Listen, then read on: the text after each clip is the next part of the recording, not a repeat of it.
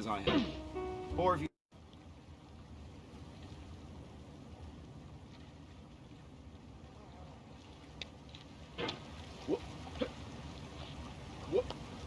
There's no feeling more intense than starting over.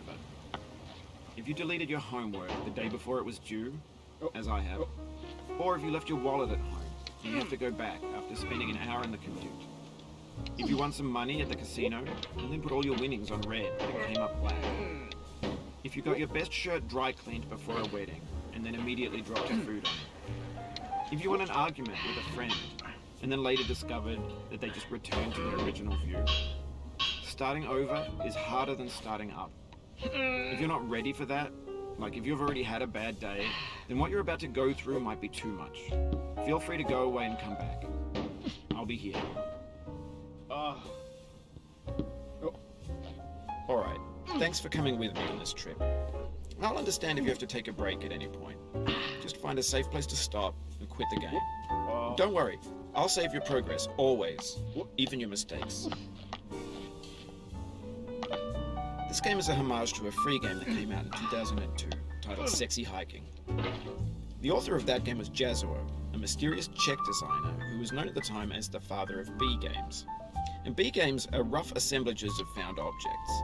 Designers slap them together very quickly and freely, and they're often too rough and unfriendly to gain much of a following.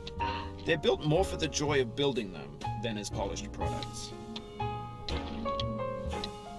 In a certain way, Sexy Hiking is the perfect embodiment of a B game. It's built almost entirely out of found and recycled parts, and it's one of the most unusual and unfriendly games of its time. In it, your task is simply to drag yourself up a mountain with a hammer. And that act of climbing, in the digital world or in real life, has certain essential properties that give the game its flavor. No amount of forward progress is guaranteed.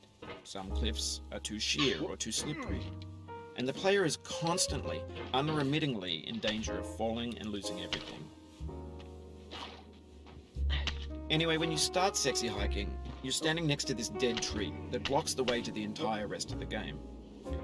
It might take you an hour to get over that tree, and a lot of people never got past it. You prod and you poke at it, exploring the limits of your reach and your strength, trying to find a way up and over. And there's a sense of truth in that lack of compromise. Most obstacles in video game worlds are fake.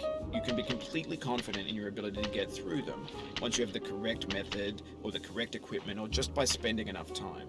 In that sense, every pixelated obstacle in Sexy Hiking is real. The obstacles in Sexy Hiking are unyielding, and that makes the game uniquely frustrating. But I'm not sure Jazuo intended to make a frustrating game. The frustration is just essential to the act of climbing, and it's authentic to the process of building a game about climbing. A funny thing happened to me as I was building this mountain. I'd have an idea for a new obstacle, and I'd build it, test it, and it would usually turn out to be unreasonably hard.